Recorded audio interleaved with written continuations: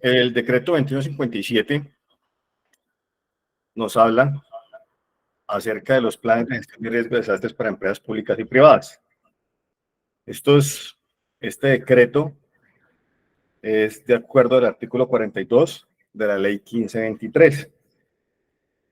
Lo que se hizo con este formato es sacar todos los ítems que tiene el decreto y plasmarlos en un documento y pues que sirve como formato guía para la elaboración de los planes de gestión de riesgo de desastres.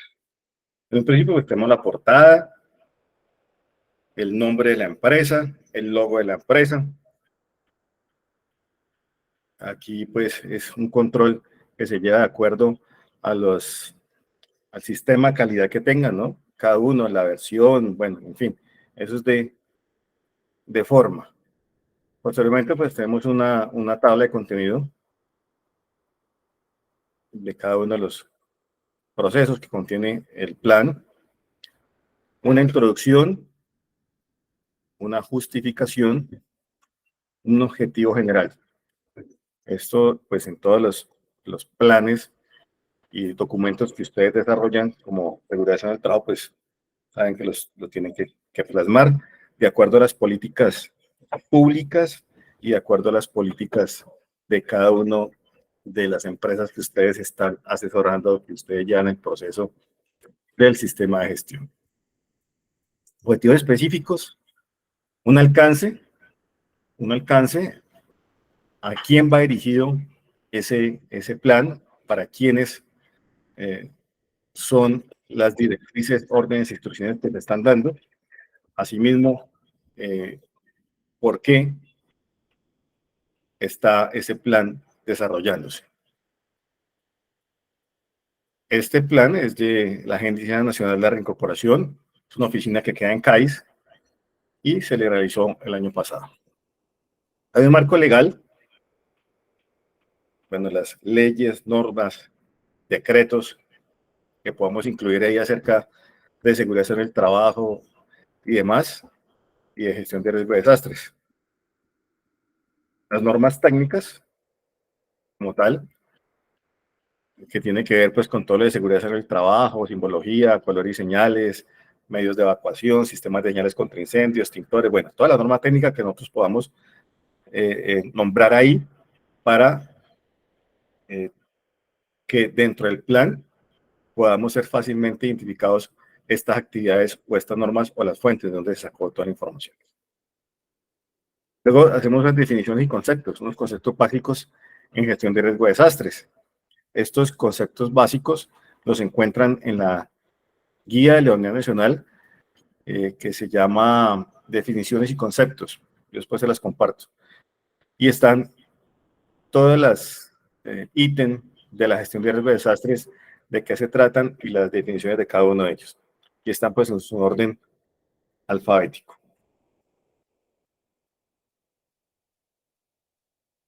Iniciamos ya en materia con lo que tiene que ver de el decreto 2157, que el primer paso, como ustedes saben, es conocimiento del riesgo. Recordemos que todos estos planes van articulados de acuerdo a la ley 1523, que es conocimiento de riesgo, reducción del riesgo y manejo del desastre. Asimismo, van estos planes desarrollados. Entonces, hay una información general, ¿sí?, que son los datos generales de la organización. El primer ítem que dice es nombre del establecimiento, razón social.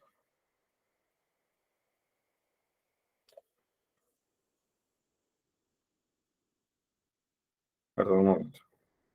No están saliendo los comentarios. Bueno.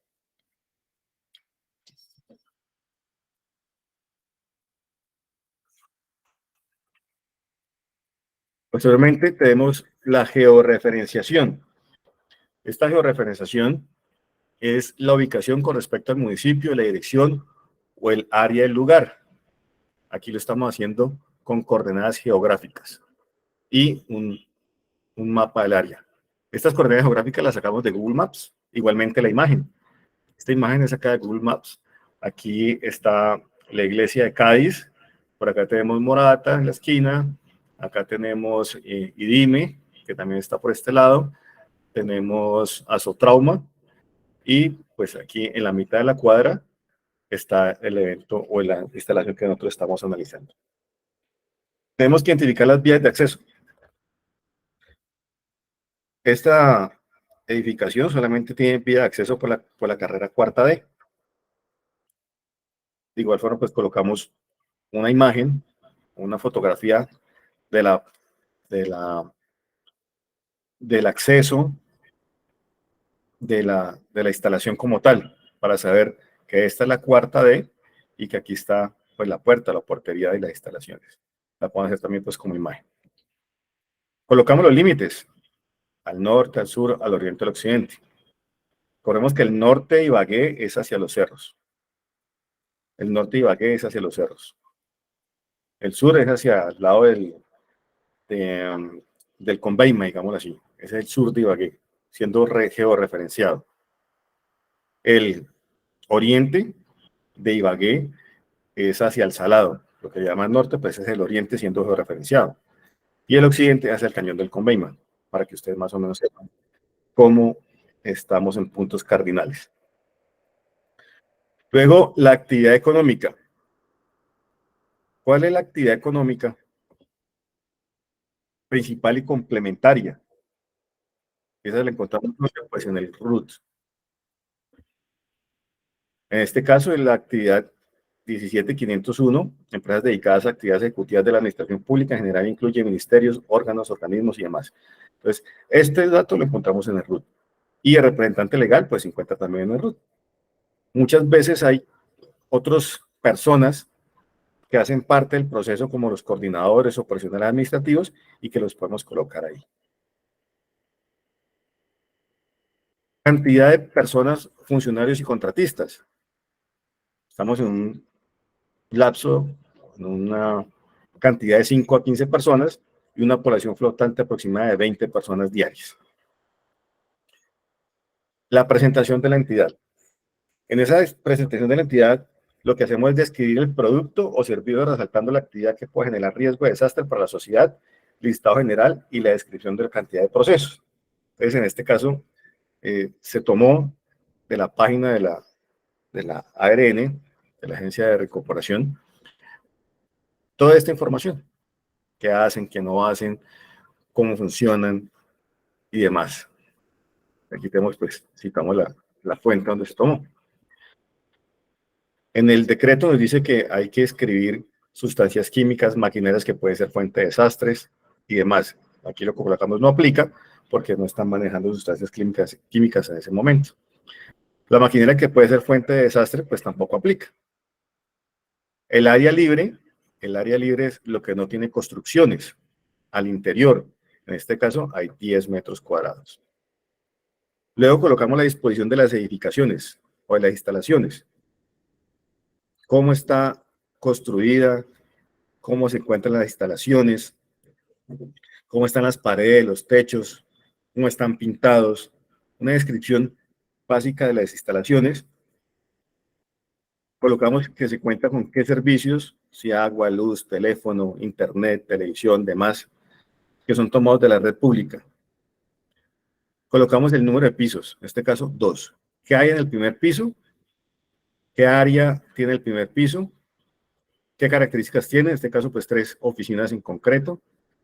¿Qué carga combustible hay en el primer piso? Hay madera, hay papel, hay computadores. En el segundo piso son 15 metros cuadrados.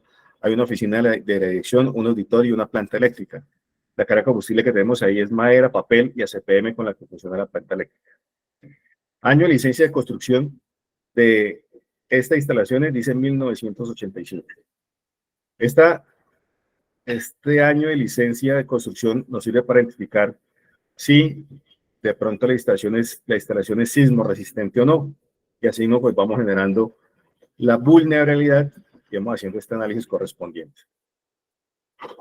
Tipo de espacio y número, pues hay 5 oficinas, un auditorio, una recepción. ¿Qué hay? ¿Cuál es el tipo de espacio que tenemos en esa instalación y cuál es la cantidad de cada uno de ellos? Luego pasamos al aforo. El aforo es la cantidad de personas que pueden estar en ese mismo sitio desarrollando actividades al mismo tiempo. En total, aquí en este caso son 40 personas, 5 funcionarios, 15 contratistas y 20 visitantes, personal flotante. Si sobrepasa esta capacidad o esta carga ocupacional, pues tiene que revisar el tema, los vigilantes o la dirección, porque de aquí, de este dato es donde se basa la fórmula para hacer la evacuación o el tiempo de evacuación. El tiempo de salida es el número de personas a evacuar sobre el ancho de la salida en metros, el ancho de la salida de la puerta en metros, por una constante. Esta constante es de 1.3. Sumándole la distancia total desde donde está la persona más lejana. La persona más lejana o más alejada de la salida en metros sobre la velocidad experimental, que es de 0,6 metros por segundo. Eduardo, cuénteme. Profe, buenas noches compañeros. Profe, tengo una pregunta con respecto a esa fórmula. En la empresa donde estamos el CIPA, nosotros trabajando el plan de gestión de riesgo de desastres, tiene varias contratistas y cada contratista maneja su sitio, su lugar, su acopio. ¿Se le hace para cada contratista o se le hace para en general? Se le hace en general para las instalaciones. Por ejemplo, hay una instalación, una oficina en la parte del fondo de X edificación, ¿sí? La distancia se toma desde esa oficina que era la más alejada hasta el punto de encuentro, independientemente de cuántas personas están en la última oficina. Decimos que hay 10, 20, 30 personas en esa edificación o en esa instalación y ese es el número de personas. Y la distancia es la más lejana al punto de encuentro. Pues esto es una fórmula que uno despeja hipotéticamente, pero para poder saber cuánto tiempo se puede demorar para salir la totalidad de las personas que están ahí. El último pues se va a demorar más. Por eso aquí en esta fórmula que son 40 personas dice que estamos saliendo en 2 minutos y medio aproximadamente. Entonces se hace de acuerdo a esa información. O sea, aquí lo que tenemos que saber es la cantidad de personas, el ancho de la salida de metros de la puerta de salida hacia el punto de encuentro y la distancia total desde donde está la persona más alejada. Los espacios comunitarios existentes, pues ¿qué hay? Hay salones de reuniones, hay salones de eventos, hay salas de juntas y demás. ¿Qué espacios comunitarios tenemos ahí? El equipamiento para las emergencias existentes, hay camillas, botiquines, brigadas, extintores, enfermería y demás. ¿Cuál es el horario de funcionamiento? En este caso, de lunes a viernes, de 8 de la mañana a 5 de la tarde, y hay un descanso a mediodía de 1 hora, menos los viernes que es de 30 minutos. Pasamos a verificar la población expuesta al interior de la instalación evaluada. Tenemos funcionarios, tenemos contratistas y tenemos visitantes. Cada uno de ustedes pues va organizando de acuerdo a cómo estén desarrollando sus planes en las empresas o en entidades. Luego pasamos al contexto externo.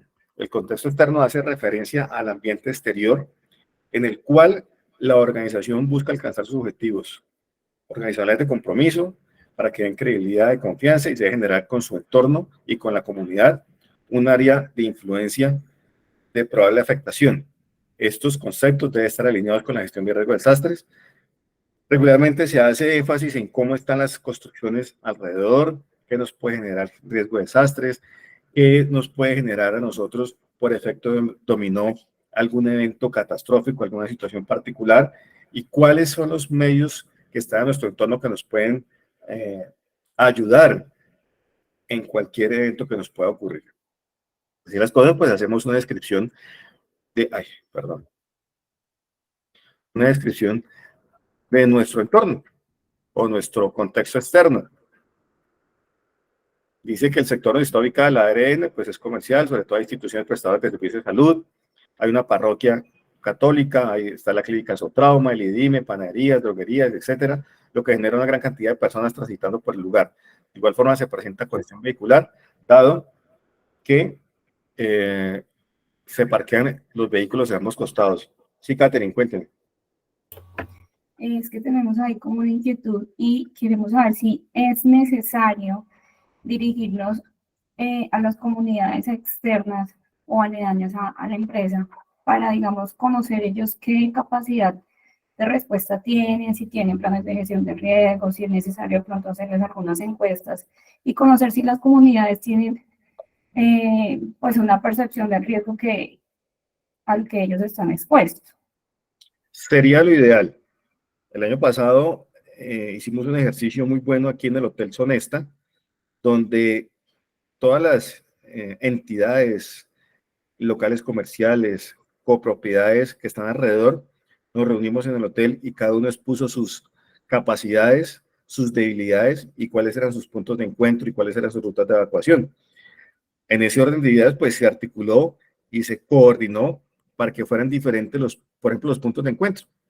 Que la copropiedad que está ahí frente a Mercacentro evacúa y sale hacia la estación de servicio. Que los que están en Mercacentro evacúan y se quedan en el parqueadero de Mercacentro. Que los que están en el centro comercial evacúan y se quedan en el parque. Igualmente que los restaurantes que están ahí cerca, pues evacúan y se quedan en el parque que queda a 2 cuadras. Eso para que tengan medidas de coordinación y no esté todo, porque todos en un principio evacuaban al parquecito que hay en la mitad entre Mercacentro y Aqua. Todas las instalaciones decían, no, pues nuestro punto de encuentro es ahí, ¿cuántas personas vamos a reunir ahí? Entonces, por eso es importante que en el contexto externo se haga un análisis o se reúnan para poder identificar cuáles son las fortalezas, las debilidades y cómo se puede prestar un apoyo mutuo. Por ejemplo, ahí en el Sonesta también tenían los extintores, digámoslo así, o los puestos contra incendios que podían alcanzar de pronto al frente en el lote si se presentara un incendio de cobertura vegetal en ese lote donde ponen el circo. Entonces, podían articular ese tema y el dueño del lote dijo, a ver, yo no sabía eso, yo no sabía que ustedes pueden tener desde la parte alta, lanzar agua con sus puestos.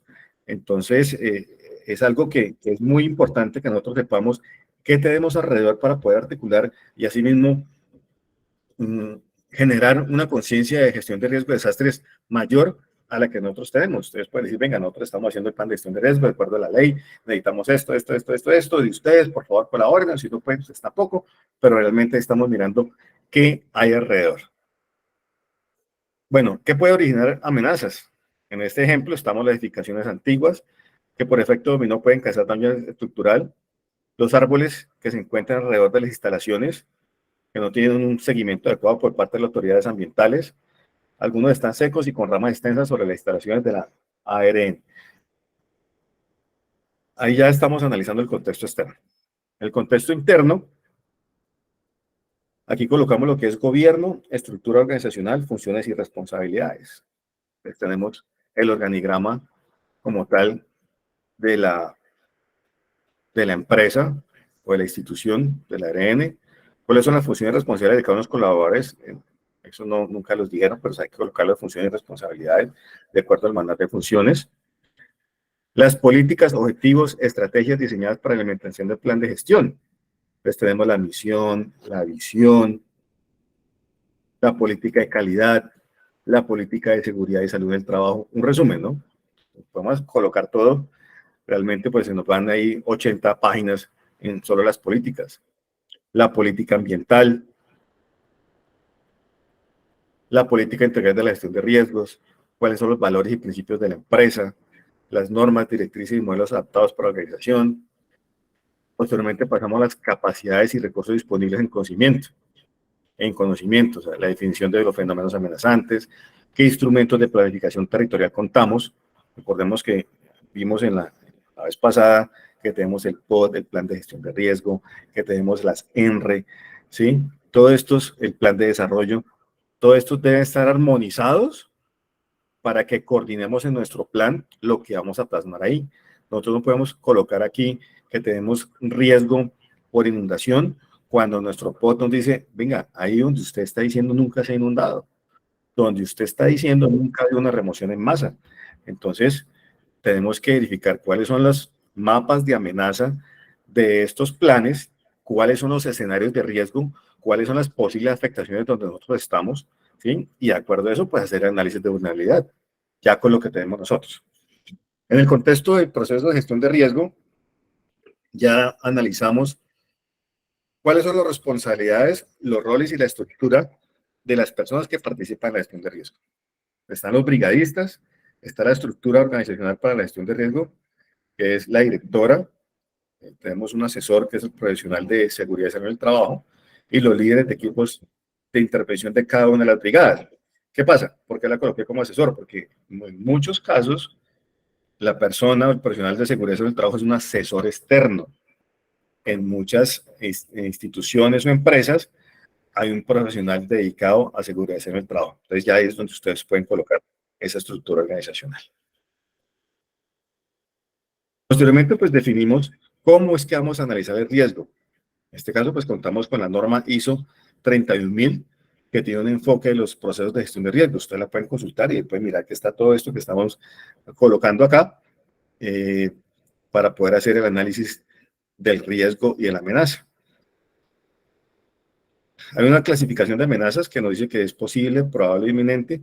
Este análisis de vulnerabilidad, al final, pasamos a mirar la matriz que yo tengo para enseñársela a ustedes y posteriormente pues compartírsela para que ustedes la puedan adecuar a su análisis de vulnerabilidad y les quede un poco más fácil hacer este tema porque pues la matriz ya tiene todas las fórmulas y no es sino elaborarla, llenarla bien y sacar un buen análisis de vulnerabilidad con los niveles de riesgo pertinentes. Entonces aquí colocamos cómo es que vamos a hacer este análisis de vulnerabilidad, cómo lo vamos a interpretar, cómo se consolida, cómo se hace la consolidación del análisis de riesgo. Vamos a analizar la amenaza y cómo influye en la vulnerabilidad de las personas, en la vulnerabilidad de los recursos y en los procesos, y de acuerdo a eso, pues, interpretamos el riesgo bajo, medio, alto, de acuerdo a cómo nos dé el resultado de los rombos, y damos un nivel aceptable de riesgo, o tolerable, en este caso, nivel medio. La caracterización de la amenaza, ahora la miramos más detalladamente en el Excel. Y todo esto pues nos da un consolidado análisis de vulnerabilidad donde nos dice el resultado del diamante o el nivel de riesgo que está cada uno de los fenómenos amenazantes con respecto a las personas, al equipamiento, a los recursos y a los sistemas. Entonces, en este orden de ideas vamos analizando cada uno de los fenómenos amenazantes y cómo nos puede afectar o cómo nos puede generar riesgo en estas instalaciones. Lo mismo hacemos con cada uno de los fenómenos amenazantes. Pasamos al concepto de monitoreo de riesgo, ¿sí? Entonces, se deben monitorear las amenazas de manera trimestral. Ustedes lo pueden hacer mensual, lo pueden hacer cuatrimestral, semestral. Aquí lo colocamos trimestral. Monitoreo de las amenazas. Monitoreo de los elementos expuestos, cómo nos encontramos nosotros, que estamos expuestos a que se materialice el riesgo, y así mismo si saber si aumenta o si disminuye o con las acciones que hemos hecho, que se ha logrado solucionar o solventar. Se hace un monitoreo de vulnerabilidades también trimestral y se socializa y se comunica el riesgo. ¿Con quién se socializa? Pues con los empleados o contratistas, se socializa con la oficina de gestión de desastres de la alcaldía. ¿Con quién más se socializa? Pues con los directivos. Y todo esto, este plan debe conocerlo todos y cada uno de los miembros de la empresa o de las instalaciones o de la institución. Hasta aquí es el proceso de conocimiento. Pasamos a la reducción del riesgo, donde hacemos nosotros la intervención correctiva. Su objetivo es disminuir el nivel de riesgo existente en la población y los bienes sociales, económicos y ambientales del área de influencia de probable afectación de las entidades, a través de acciones de mitigación, para disminuir o reducir condiciones de amenaza, cuando sea posible y la vulnerabilidad de los elementos expuestos de la entidad nos permita. Tenemos que abordar las causas. Entonces, como en la parte anterior definimos cuáles eran los riesgos y los clasificamos y le dimos una priorización, cuáles eran altos, medios o bajos. Ninguno fue alto. Aquí tenemos riesgo medio, y remedio bajo, y riesgo bajo, perdón. Entonces aquí tenemos medio, medio, medio, medio. Cada uno de estos elementos que nosotros dijimos que eran aceptables, pues debemos hacer alguna intervención para poder bajar esa vulnerabilidad que tenemos, sobre todo pues en los recursos y en los procesos y sistemas, porque en personas dice que está bajo de acuerdo a la tabla que nosotros hicimos. Entonces hay que mirar cómo podemos impactar nosotros en estos dos ítems de recursos y personas, perdón, recursos y procesos y sistemas, para que también nos baje la vulnerabilidad y así mismo nos baje el nivel de riesgo. Como les decía, es casi, pues muy difícil intervenir las amenazas. Es muy difícil porque no sabemos en qué momento van a ocurrir, cómo van a ocurrir, cuándo van a ocurrir, sobre todo las amenazas naturales. Pero, pues sí podemos intervenir los elementos expuestos o la vulnerabilidad.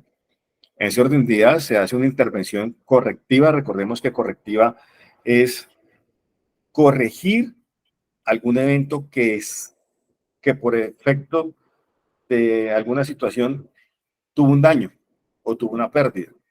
Entonces, el puente tuvo un daño estructural o se debilitó y lo que toca hacer es corregir ese puente para que no haya riesgo a futuro.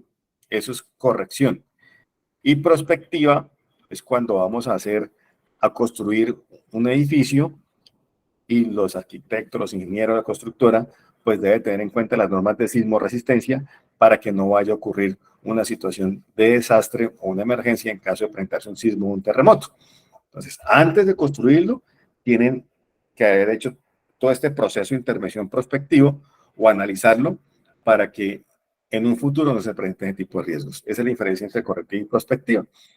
Como les dije, en cada uno de las amenazas o en cada una de las amenazas naturales, antrópicas, socionaturales y demás, pues se hacen unas acciones o unas intervenciones de correctivas y prospectivas. Ya la que ustedes quieran verificar, las que ustedes encuentren por internet, las que ustedes analicen que se deben de hacer. Después de la intervención correctiva y prospectiva, el tercer ítem de la reducción de riesgo es la protección financiera. Y son instrumentos del mercado financiero suscritos de manera anticipada para disponer de recursos económicos una vez se materializa el riesgo para cubrir el costo de los daños y la recuperación. Son las pólizas, los seguros. Estas pólizas pueden ser contra incendios, equipos electrónicos, responsabilidad civil, ataques cibernéticos y de riesgos, transporte de carga, vehículos, salud, hurto, daños, pérdidas o demás. Cualquiera que sea este tipo de pólizas, pues nos están teniendo una protección financiera y el decreto 2157 lo dice, que todas las empresas o las entidades deben contar con sus respectivas pólizas que aseguren el mercado financiero y que cubra los costos de los daños, de las pérdidas y además, pues también cubra una posible recuperación de esas pérdidas. Hasta ahí tenemos el proceso de reducción del riesgo. Continuamos con el proceso del manejo del desastre. Ya en el proceso del manejo del desastre es con base a los resultados del análisis específico de los riesgos, lo que vimos en conocimiento, y a las medidas implementadas de la reducción de riesgo, lo que vimos en el punto anterior. Con base en esta información que tenemos, del contexto externo, de nuestra empresa, de cómo se articula, de toda la información que hemos podido establecer en los puntos anteriores, pues hacemos el plan del manejo, o el proceso del manejo del desastre, y el cual es el plan de emergencias y contingencia, que es el mismo plan que en algún momento decían de preparación, de emergencias, de articulación, plan de contingencia y demás. O sea, estas ya las acciones que se deben realizar en el momento que se presente alguna situación que materialice riesgo. Las anteriores, las intervenciones correctivas y prospectivas, son para detener ese avance del riesgo o para disminuir ese riesgo. Aquí ya no pudimos, ya nos tocó actuar, nos tocó manejar la situación. Entonces, el plan de contingencias o el plan de emergencia es la herramienta de preparación para la respuesta, de los cuales analizamos unos escenarios posibles y priorizados de riesgo, definiendo mecanismos de organización, coordinación, funciones, competencias, responsabilidades, los recursos disponibles y necesarios para garantizar la atención efectiva de la emergencia. Así las cosas, pues empezamos con una preparación de la respuesta en capacitación, por ejemplo.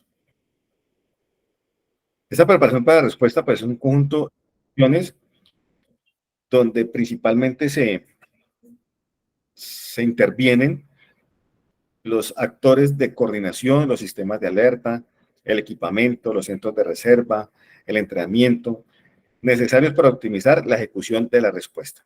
Entonces, tenemos la capacitación, todos los brigadistas deben ser certificados como brigadistas de emergencia, realizar el proceso de recertificación cada 2 años, al igual que capacitar el personal de los colaboradores que ingresa a la empresa en brigadas de emergencia y socialización del presente plan.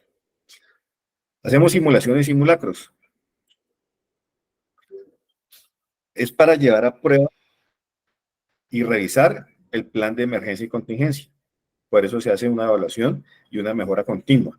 Y esta evaluación y mejora continua se hace con esta simulación y simulacros. Porque la simulación que hacemos en mesa, en un salón, pues de esa simulación nos salen unas lecciones aprendidas de las cuales hacemos un análisis y comenzamos a implementar unas medidas de reducción de los riesgos que encontramos en la simulación. Y en los simulacros no solamente es evacuar, como hacen en la mayoría de las empresas. Venga, hagamos simulacro, listo, evacuemos, el pito, la brigada de evacuación, salieron, fueron a tomar un tinto, a fumar un cigarrillo en el punto de encuentro y ya. Hay que saber cuáles fueron los aspectos positivos y negativos para poder interpretar estas acciones de los simulacros y simulaciones. Hay una estructura de la intervención y articulación de la respuesta, que son los roles y responsabilidades. Tenemos roles y responsabilidades de cada uno de ellos, los integrantes del sistema, la responsabilidad del director o de la Dirección Territorial de Gestión de Riesgo de Desastres, las responsabilidades de la alta dirección, cómo se planea y cómo se organiza los protocolos y procedimientos con cada equipo de respuesta. De igual forma, tenemos un inventario de recursos actualizado de los elementos, equipos, herramientas, sistemas y talento humano disponible para la atención de la emergencia y contingencias según cada plan que se plantee en los aspectos del plan de contingencia. Tenemos aquí todos los elementos que tenemos a nuestra disposición. Los planos de evacuación claramente definidos con sus convenciones de acuerdo a la normatividad vigente, las rutas de evacuación, los puntos de encuentro y demás, por cada uno de los pisos. Tenemos para coordinaciones, pues, los teléfonos de emergencia de cada una de las entidades del sistema, bomberos, el CRUDET, la Dirección de Gestión de Riesgo, la Policía Nacional, la Cruz Roja, la Defensa Civil, CESI, Alcanos y demás. Ya nos hemos preparado para la respuesta y procedemos a la ejecución para la respuesta a la emergencia. Y este componente define el marco de actuación de la entidad para responder a los diferentes eventos adversos que se puedan presentar. Se establecen los niveles de emergencia, los actores, las instancias de coordinación y estructuras de intervención. Asimismo, se señala la articulación de la respuesta con los organismos de socorro. Entonces, tenemos aquí cuál es el objetivo y el alcance, cuáles son los protocolos, cuáles son los mecanismos, los objetivos del plan de contingencia como tal, los niveles de la emergencia que deben de coordinar con los del plan de gestión de riesgo de desastres del municipio, qué alertas, alarmas y niveles de activación tenemos. En este momento la alerta es el momento en el cual se declara con anterioridad la manifestación de evento peligroso. ¿Qué sistemas de alerta temporal hay? Pueden ser por supervisión humana o no. ¿Qué alarmas?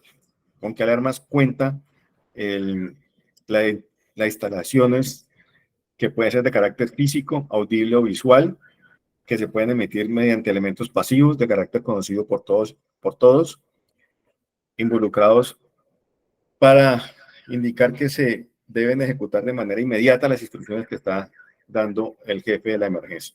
En este caso, pues tenemos un pitazo corto, 2 pitazos cortos, 3 pitazos, y qué significa cada uno de los pitazos. Hay unos niveles de activación. Esos niveles de activación también coordinan con los niveles de activación de los planes de gestión de riesgo del municipio. Color verde son las normalidades de las actividades, el color amarillo son las preparaciones para la respuesta, el color naranja es el alistamiento para la respuesta y el color rojo son las acciones o iniciar las acciones de respuesta en la emergencia. La cadena de llamadas no es más que realizar un listado de las personas que tienen la responsabilidad de atender la emergencia o de comunicar la emergencia, y esta cadena de llamados se hace en este ejemplo a quien llama la directora. Entonces, la llamada inicial la hace a talento humano, que es el 3, y la hace al seguridad y salud del trabajo, que es el 4. Vemos acá. Y hay una llamada de verificación que lo hace con el de seguridad. Entonces, asimismo, nosotros planteamos la cadena de llamados. Por ejemplo, talento humano llama a 2, o sea, llama a seguridad, y talento humano llama a 4, que aquí dice que es seguridad en el trabajo. Entonces, llaman, verifican la situación y proceden a articular los procedimientos y protocolos en cada uno de los elementos de respuesta. En los protocolos y procedimientos de respuesta de cada tipo de emergencia tenemos una estructura organizacional. Esta estructura organizacional lo que nos permite es llevar una organización de las personas que lideran las acciones de respuesta de la entidad para posteriormente hacer una intervención efectiva en cada uno de los eventos que ocurran. Entonces aquí tenemos el comandante del incidente, que es la directora, el oficial de seguridad, que es seguridad y salud del trabajo, el líder de cada brigada que tenemos acá. Seguimos con los procedimientos y protocolos y procedimientos de respuesta para cada tipo de emergencia. El antes, durante y después, y los procedimientos operativos normalizados. Hay un plan general donde están las funciones de la brigada de evacuación, ¿sí? Todas las funciones que se hace antes, durante y después, con el personal de seguridad, con el personal de contratistas, con los brigadistas y demás. Posteriormente empiezan los planes específicos. Este es el plan contra incendios. Cada plan tiene un coordinador, tiene que tener un plan de comunicaciones y tiene que tener unas acciones. Estas acciones son antes, durante y después de la emergencia. El antes, pues generalmente es el desarrollo normal de las actividades, ¿sí? En caso de emergencia es el durante, y el después de la emergencia es qué acciones se desarrollan en cada uno de los planes, en este caso contra incendios. Así como pues el plan de evacuación, que tenemos acá, lo que se va a desarrollar en el antes, el durante y después. Tenemos aquí, por ejemplo, el punto de encuentro, sigue el plan de primeros auxilios, hay un coordinador, hay comunicaciones, cuáles son las acciones de la emergencia antes, durante y después, qué capacitación debe tener cada uno, cuáles son los sitios previstos para la remisión de pacientes, como por ejemplo los hospitales, centros de salud, cuentan con ambulancias, tienen un convenio, un contrato con una empresa de ambulancias, pues deben colocarlo ahí.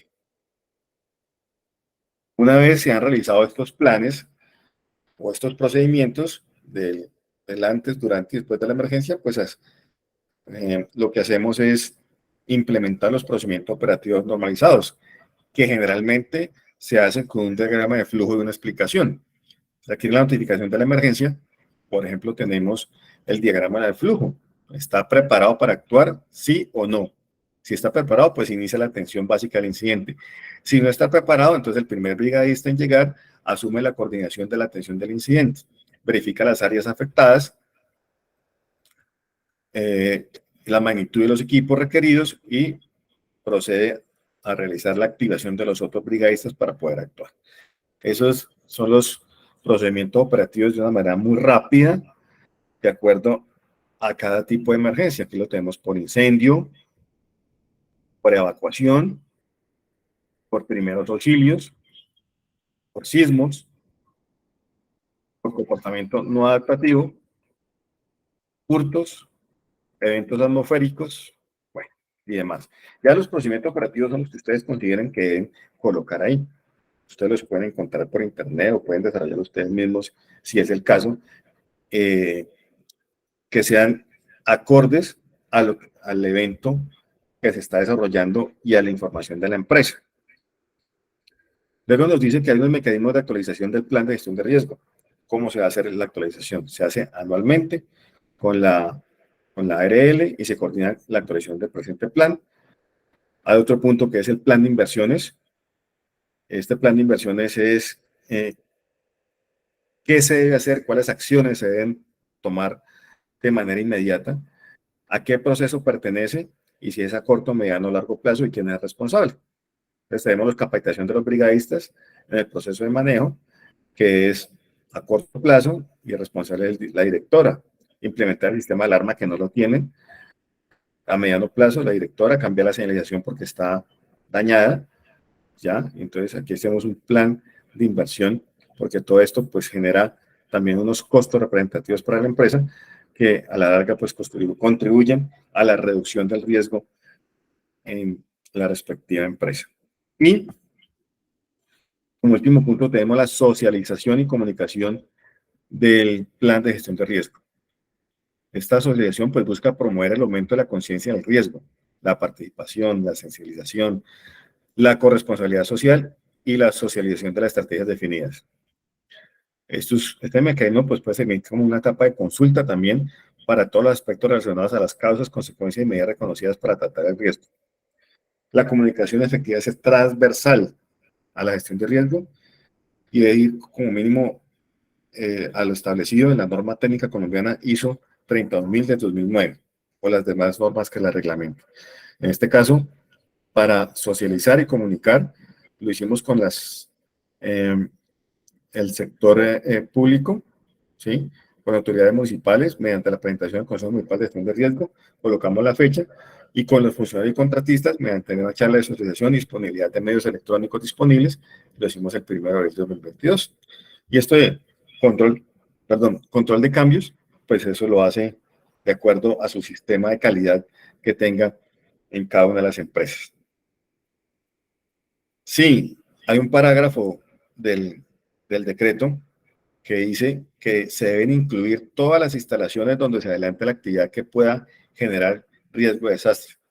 En caso que dichas instalaciones tengan distinta ubicación geográfica de la sede principal, así pertenezcan a la misma entidad, cada una de estas deberá respectivamente adelantar un plan de gestión de riesgo de desastres.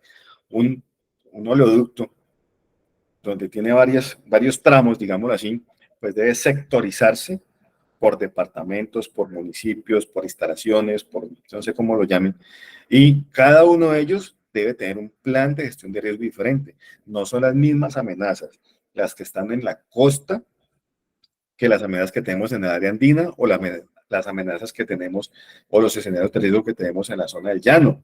No son los mismos. Por esa razón, no es válido que la empresa Ecopetrol tenga un solo plan de gestión de riesgo y ahí le incluyan todo, porque no es lo mismo. Entonces, por eso está estipulado en el parágrafo 3 del último artículo esta situación, que cada uno debe tener un plan de gestión de riesgo aparte. Ese es a grosso modo, pues como va construido un plan de gestión de riesgo. Ya la información sí la deben conseguir ustedes, deben incluir pues todos los aspectos relacionados que hablamos. Voy a tratar de aquí de presentar lo que les digo del análisis de vulnerabilidad para que ustedes sepan y les comparto esta matriz. Si alguno tiene alguna mejor, la pueden compartir sin ningún problema. Regálenme un momento, por favor.